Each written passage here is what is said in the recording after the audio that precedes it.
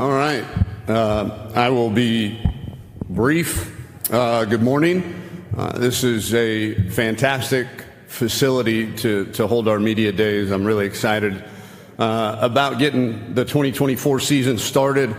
But I'd be remiss if I didn't start with a few thank yous. I truly believe that players and coaches win games and administrations win championships. And one of the reasons we took this job a year and a half ago is because we believe that we have a championship administration, and President Volnick, Brian White, our athletic director, Mary Gardenia, our senior women's administrator. We've got a championship administration at FAU. Our board of regents, our board of trustees, does a phenomenal job. And then I'd like to thank Mike Oresco for his time serving this conference. As Tim said, this is my second time around in this conference. The faces are a little bit different, but the general theme, the general positivity, the fact that the American Conference is positioned in the landscape of college football where it's positioned right now, I think speaks to the leadership of this conference and what they've been able to do from a leadership standpoint throughout this ever-changing climate. And then thank Tim Pernetti for taking this challenge on. Tim, thank you. You're doing a phenomenal job early in your tenure. We spoke at length last night with the head football coaches, and as a guy that's pretty invested in this conference, I'm excited about its future under your leadership, and I'm just excited to see where this season as well as the next few years go for this conference. With that, I am extremely excited to talk to you a little bit about the FAU Owls in 2024. Questions? All right, as we come around to get your questions, Coach, can you tell us about the two gentlemen that came with you here to Media Day? Who's asking? That was me to your left. To my left? That was me. Oh, you're way, okay, yeah. I would love to, because they're both marry your daughter kind of guys. They are absolutely everything you want in a football player, and I'm speaking of Federico Merengues, our multi-year starting center and captain, and our starting middle linebacker, and Jackson Ambush. These are guys that are the epitome of selflessness, the epitome of leadership, the epitome of just hard work and having a mission and believing in the process in order to achieve that mission, and going out every single day and going to work and giving your team and your teammates your best. And again, I know one of them's got a girlfriend. I do have a daughter too, so I've been trying. But these guys they're unbelievable representatives for what college athletics is. Federico is not just the student athlete of the year for FAU football. He's the student athlete of the year for the entire athletics department at Florida Atlantic University. Student athlete meaning grades, community service, the total package. He's the best we got at FAU. And that's saying something. And Jackson Ambush is nipping at his heels probably for that same award. So I can't say enough about them, their leadership, their buy-in, and watching them grow this last year and a half has been really fun. All right, first question from the media will be right there in the front to your right. Hey, Coach. So with the offense taking in a lot of new pieces this offseason, do you feel like the defense is going to be able to kind of be the team's kind of anchor, I guess you could say, because obviously you have Jackson returning, Jarrett, Dez, D-line, a little bit of changes as well, but overall still a lot of continuity on the defense. Do you think it can be the anchor for the offense, or do you think it'll be balanced? No, I do. Yeah, we're gonna be, as a whole, more talented on offense. I think the dynamism of our running back room was on display in the spring. The quarterback room has two very, very capable guys, one that's started and won games at a very high level. The receiver room is one that will certainly be deeper, not nearly as top heavy though, with the 2 of my last 3 years as a head coach, we've had the leading receiver in the country with Devin Duvernay in 2019 as well. And when you lose a guy like LeJontay, you're not going to replace him with one guy, more than likely. And so, but we feel a lot better about the depth in that room and the ability to spread the ball around. And then I think the key on that side of the ball, again, we're going to be more talented up front, but experience is going to be lacking a little bit there up front. So we need to gel very quickly there. But your question was more specifically about the defense. I went to the same school as Trent Dilfer in terms of question answering. But the defense, it anchored us last year. I would argue that we played good enough defense to win a lot of those games that we didn't. I think we held 7 of our 8 conference opponents to under their season average in points and yards. So we played pretty good defense last year. Losing Evan Anderson will hurt. That's as good a nose guard as and impactful of a nose guard as I've been around. Again, probably not going to fill his shoes with one guy. Might be a couple guys there, but to ultimately answer your question, really excited about the defense. I think we can continue to improve. I think we're going to replace the pieces that we lost, maybe other than Evan, with better pieces. And then offensively, we've got to come along as quickly as possible. Other questions for Coach? Right here in the front to the left. Don't make me go Biff Poggi. Sean Johnson from CBS Sports. How you doing, Coach?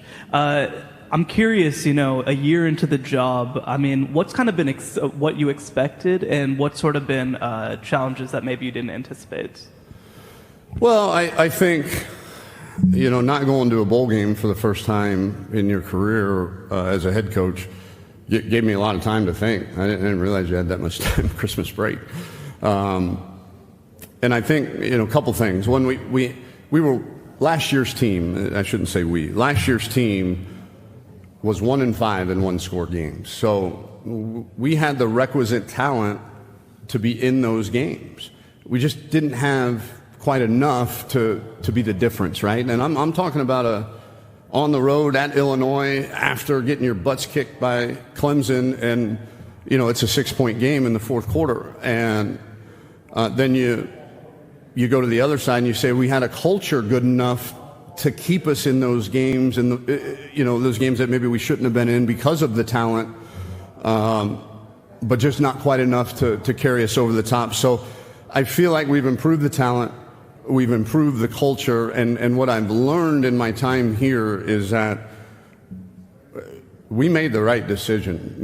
When deciding to get back into college football, the job needed to check 2 boxes. My family needed to be happy living there, and you needed to be able to win championships. And the first box has absolutely been checked. Boca Raton I had no idea. And my family has absolutely fallen in love with living there. And then winning championships, I do believe we can. We do have an uphill battle. We don't have the money yet that some of the established teams that in the American have had because of the TV revenue and the discrepancy with that payout every year to our 6 schools. So we're fighting, but the good news is we've got a great athletic director that understands what it takes to be successful at this level, understands that switching conferences last year was a major step up, and that the commitment level now needs to take a major step up. So I think as far as the right people understand the right things, so to go back, we made the right decision is probably the thing I learned, is that we're on our way to becoming, I think, what we all envisioned this being. Any last questions for Coach? Up right there in the front on the right. Coach, so we saw in the offseason you promoted Jeff Love and Ryan Beard to new positions. Can you kind of talk about your philosophy of promoting within a little bit, and do you think that it trickles to the team aspect of it as well for the players that decided not to hit the transfer portal? Yeah, I think, one, we promoted Michael Sabini from analyst to full-time edge coach as well, so we've done a lot of I take a ton of pride in the coaches that, you've got Rashad Samples and Brian Carrington, Kenny Guyton's up at Wisconsin, you guys that played for me, GA'd for me, that we've helped move along in their career, and I take a lot of pride in that. And what better way, especially at Florida Atlantic, we're not going to pay millions of dollars to our director of player personnel or general manager for football or whatever. The support staff, they love titles, you know that, right? So I can hardly even keep them straight. But I do know that when you find good people, especially at a place like FAU, that make my job easier, just a skosh, and that really have an ability to impact whether you win championships or not, you want to reward those people and keep them around your program for as long as you can. And so you're right. I hope our players do see that in our program you get rewarded. You do the right thing, you do your job, and really, really good things happen. You may not get patted on the back a whole lot along the way, but at the end of the day, you do your job and the rewards will come. Last one here in the front to the left. Yeah, Tom, follow-up question. So what are kind of your thoughts on Army coming into the league? Obviously there's been one option team here before, but what kind of challenge is that, and how does that help the league, do you think? Well, my defensive coordinator, Rock Bellantoni, will get mad at me, but I'm excited about it. I don't know that he's real excited about it. Defending the triple option, twice in conference play is going to be a difficult task for, I know playing Navy, the stat back when they really had it rolling, teams were like 2-20 or something, the week after they played Navy. So it's going to be a challenge, but we're excited. I think, it speaks to the leadership of this conference when the college athletic world, as we know it, is blowing up. The Americans just said, hey, U6, come here. Oh, Army, you're independent, you're looking for a home? Okay, we got you. They were very calm, very measured, very calculated in terms of the leadership of this conference. And to be able to now have two of the service academies in and to be able to play. I know Coach Monken does a phenomenal job, has for years there. And what a storied program. You're talking about Heisman trophies and national champions and the whole nine. And so extremely excited. I wish we didn't have to play them week 2. I wish we could get them like week 8 or 9, but so we could kind of figure out what was going on. But excited to see them come to Boca Raton. I know it's our first conference game. I would assume it'd be their very first American conference game as well. Thank you, Coach. All right, guys, go Owls.